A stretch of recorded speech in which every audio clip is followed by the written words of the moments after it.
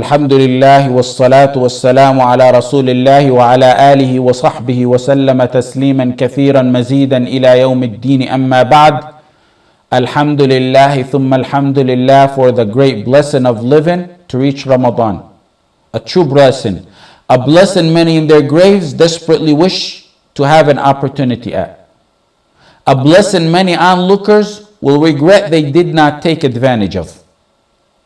Even though there's no specific proof on congratulating one another for the start of Ramadan, there's general proof on the permissibility of greeting one another in general matters upon receiving glad tidings and good news. We all know the story of Ka'b bin Malik and his two partners. When Allah revealed their forgiveness after they were ordered by the Prophet ﷺ to be abandoned and shunned, in Surah At-Tawbah, Allah said, وَعَلَى الثَّلَاثَةِ الَّذِينَ خُلِّفُوا, He declared that He has forgiven them. When it was revealed, people went to them in groups congratulating them.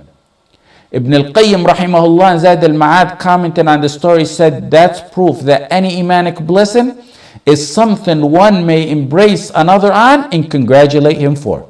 Ibn Muflih narrated many opinions that Imam Ahmad said pertaining to this matter. But at the end he said, the most popular opinion is that Imam Ahmad permitted it. قُلْ بِفَضْلِ اللَّهِ, Allah said, قُلْ بِفَضْلِ اللَّهِ وَبِرَحْمَتِهِ فَبِذَلِكَ فَلْيَفْرَحُوا هُوَ خَيْرٌ مِمَّا يَجْمَعُونَ. In the bounty of Allah and His mercy, let them rejoice. Having established that, I say, may Allah bless your Ramadan and accept from you. May Allah honor you by granting you the opportunity to gain the most out of this Ramadan, and may it be sincere for His sake. I ask Allah that you be among the special ones whose necks are marked as saved from the punishment of hell. We'll have daily khawatir or reminders, inshaAllah ta'ala, after Salat al-Asr. And we'll try to keep them around 10 minutes or so. They'll be short. I'll try my best to keep them around 10 minutes. They'll be short so they will not take us away from our ibadah. Because every second of your life is precious, and more precious is every second of Ramadan. Putting these talks into action is the purpose of these talks and of all knowledge. When a verse is mentioned, and it starts during the talk, when a verse is mentioned, imagine as if Allah is speaking to you and you're ready to act on it. When you hear a hadith, imagine that the Prophet ﷺ is before you and you're attentively listening, contemplating, and ready to act upon it. When you hear a story of the Salaf, let your mind flow back to their time as if you're consulting them and sitting there enjoying their precious advice. In Ramadan, the Prophet ﷺ compared those who succeed and get their forgiveness from Allah like one whose neck is freed, which means like a slave that's been freed. Why this example or parable? This example is because in order to understand it, you have to understand the fiqh rule. Maybe it'll help you understand it better. In divorce, marriage, and freeing a slave, whether one is joking or serious, if he says a woman's divorced, joking or serious, and if he frees a slave, joking or serious, there's no going back on it. If a human with all his deficient qualities can't go back on freeing a slave, when he does so, he can't go back on it. Imagine the Almighty, Al-Ghafur, Al-Rahim, Al-Kareem. If He frees your neck from hell, do you think He'll go back on His word? Ta'ala Allahu an dhalika 'uluwan kabira. This is the month where forgiveness comes to you from every angle. Not getting forgiveness from Allah in this month means you worked hard not to get the forgiveness from Allah. As Ramadan starts, keep these three hadith in your mind about attaining the forgiveness of Allah. Man sama Ramadan imanan wa ihtisaban ghufira lahu ma taqaddama min dhanbi. Whoever fasts for Ramadan in faith and seeking the reward from Allah, he'll be forgiven. Two words in these hadith, Iman and ihtisab. Iman here, in all the three of these hadith, Iman here means, Ibn Hajar rahimahullah said, it's knowing and believing, faith and knowing and believing, it's obligatory upon you. Ihtisab means that you're seeking the reward only from Allah. What reward? What reward are we talking about? Forgiveness from Allah. Does it stop there? No. Next freed, certain people chosen that their necks be freed from hellfire. Stop there? No. Every day you get golden moments where your dua is accepted. Every day you get mountains of deeds, only Allah calculates it for you. Every day you fast, you're 70 seasons, 70 years away from hell, if not more. 70. If you finish Ramadan properly, 70 times 30, you got 2,100 years away from hell. So the first hadith says, whoever fasts for the sake of Allah, iman and ihtisab, for the sake of Allah, he gets forgiveness. The second hadith has the near same ending but the different beginning. من قام رمضان إيمانا واحتسابا غفر له ما تقدم من ذنبه. Let's say you had some type of deficiency in fasting. There's another shot at it, another opportunity to attain the forgiveness of Allah. Pray in the nights, what we call taraweeh. There's even a third shot at it. من قام ليلة القدر إيمانا واحتسابا غفر له ما تقدم من ذنبه. Every one of these three hadith is in the Sahih. Let's say someone had a deficiency in fasting. The first hadith. He had a deficiency in praying the night, qiyam, the taraweeh. Then here's the third shot at it, the night of destiny, the night of Laylat al-Qadr. That by itself is sufficient to attain Allah's forgiveness. All three of these hadith have the same ending. You'll be forgiven. You'll be forgiven. If you fast the days of Ramadan. If you pray the nights of Ramadan. If you pray the night of Laylat al-Qadr. And in between all that forgiveness, Allah gives multiple folds of reward to get you to the high ranks of Jannah. So if you don't get forgiven by Allah, you sure know how to dodge. But you're dodging forgiveness of the Ghafoor. You're avoiding rahmah and mercy pouring at you from every angle. Rahmah and forgiveness you desperately need for blessings in this life, and more importantly, for entry to Jannah. So much chances for forgiveness and attaining the high rank that the mercy of mankind, the Prophet ﷺ, rahmatan lil alameen, and Ruh al-Qudus, Jibril, made dua on one who misses out on this opportunity. Abu Hurairah radiallahu anhu, in a hadith, in authentic hadith, the Prophet ﷺ was ascending the minbar. And then he said, Ameen, every step. Ameen, Ameen. They said, O Prophet of Allah, why did you say Ameen? He said, Jibril came to me and said, may Allah rub his nose in the dust, the person who Ramadan comes and does not get forgiven by Allah. So I said, Ameen. Ramadan's superiority comes in knowing what you do in Ramadan is extra reward, extra credit. It's knowing that it's time to make up for what you missed out in the past 11 months. What you read of Quran, what you do of Salah, what you say of dhikr is worth more than any other month. Multiple folds of reward. Neither I nor anyone can calculate it. That's why the Prophet ﷺ said in a hadith Qudsi, كُلُّ عَمَلِ ابْنِ آدَمَ لَهُ إِلَّا الصِّيَامِ فَإِنَّهُ لِي وَأَنَا أَجْزِي بِهِ. So much reward that Allah calculates it for you to honor you. It's for Him.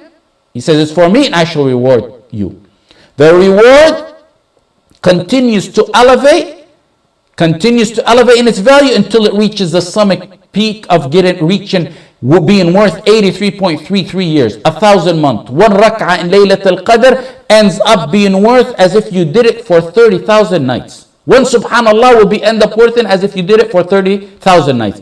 That path to seek in the summit of Firdaus is a content path of ibadah, worshiping Allah. When you take off on that path, and now's the time to start, you see plains, valleys, hills, mountains, and on the left hand side of that path, you're going to see bandits and thugs. These robbers, these creeps, these thieves. On that path and on that journey, they don't want your money. They don't want your wealth. They don't want your life.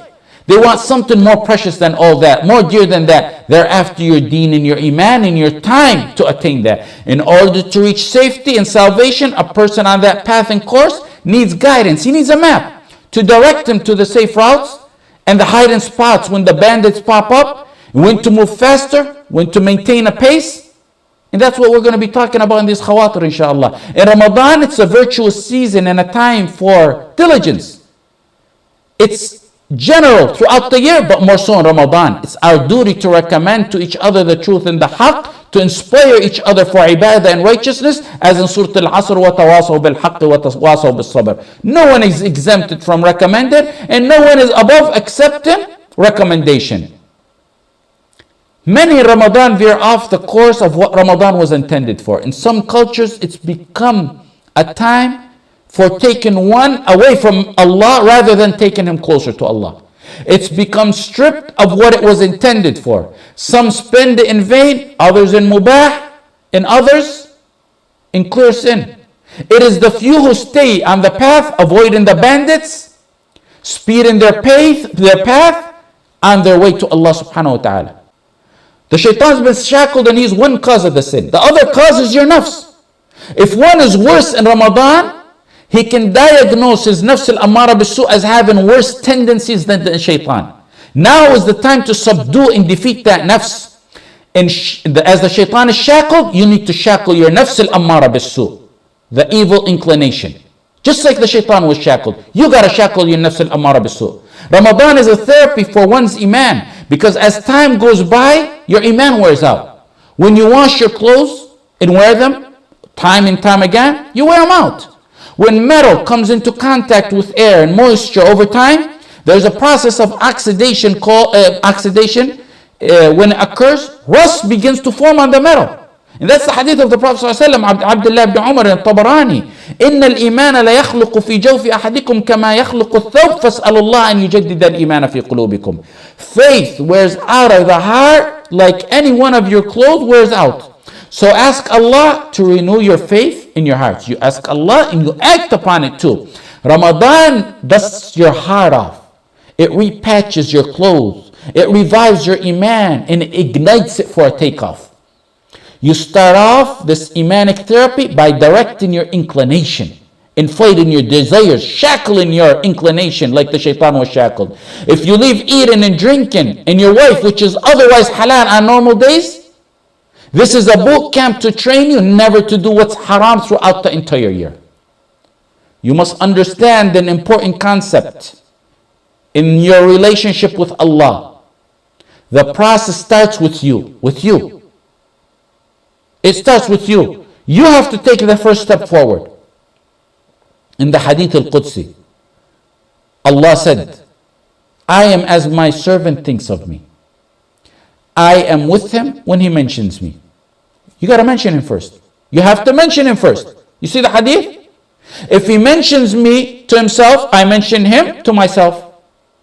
Who starts? If you mention. He said, if you mention. And if he mentions me in an assembly, I mention him in an assembly greater than that. إِذَا تَقَرَّبَ الْعَبْدُ إِلَيَّ شِبْرًا تَقَرَّبْتُ إِلَيْهِ ذِرَاعًا. If he comes near to me, a hand's length, I come to him an arm's length or a cubit. وَإِذَا تَقَرَّبَ إِلَيَّ ذِرَاعًا تَقَرَّبْتُ إِلَيْهِ بَاعًا. If he comes to me a cubit length, I go to him the distance of 2 outstretched arms. وَإِذَا أَتَانِي يَمْشِي أَتَيْتُهُ هَرْوَلًا. Comes to me walking, I come to him at the speed of running. In every one of these hadith, sentences of the hadith, the relationship, it starts with you. And then Allah responds. It's consistent in the verses. Ud'uni astajib lakum. You got to invoke me, then I'll answer. You start the invocation. Then Allah will give you. Fadhkuruni adhkurkum. Remember me, I will remember you. You got to start it. So you got to start your relationship with Allah. Ramadan is the season to ignite your longing to Allah. Just like when winter approaches, you go and ignite your furnace, you got to ignite your longing and yearning to Allah. Ignite your longing and yearning to Allah so you can do the worship in this month with pleasure, delight, and enjoyment. If you don't ignite your longing to Allah, you can't do your worship in joy. We want you not only to worship Allah, but we want you to do it with enjoyment. There's a difference between one who fasts and hates it, wrongdoers, ظالم لنفسه, and one who fasts for the sake of Allah, just fast, muqtasid. There are some who follow the middle course. And then there's the third category, above all that, the supreme one who fasts and enjoys it, سابق بالخيرات. The ones who are the foremost in their good deeds. There's one who does tarawih and qiyam, and he can't wait for the imam to do salam. And there's another one who does it and he's excited as he's standing before Allah. And one who just does it just to do it. Some are superficial and traditional in their worship. And others enjoy when their stomach is rumbling, gurgling, and growling. because his mind escapes his body and realizing how beautiful this fast is. He realizes how much he loves the one he's leaving all these desires for. His stomach is growling, but his heart is laughing at how much further and further this is taking him from Jahannam, and how further and further it's getting him to Firdaus. He stands on his feet the long hours, excited, enthusiastic, eager, because his mind is with the reward of where the stand is going to land him. A palace that the ceiling of it is the Arsh of Allah, neighboring Allah subhanahu wa ta'ala in Jannah. That's why you need to ignite your longing to Allah in order to enjoy your ibadah, and inshallah we'll talk about that in one of the sessions. Today was slightly longer than what I said. We'll try to keep it shorter tomorrow inshallah, and it'll be after Asr, not after Maghrib. أسأل الله العلي الكبير أن يجعل شهر رمضان الكريم مكثرا للحسنات ومذهبا للسيئات، مفرجا للكروب ومزيلا للهموم، مذهبا للأحزان ومدخلا الفرحة في القلوب. اللهم ارزقنا الأجر فيه واغفر لنا الذنوب فيه. اللهم ارزقنا السعادة ما حيينا وارض عنا. اللهم ارزقنا التقوى واليقين. وصلى الله على نبينا محمد والحمد لله رب العالمين.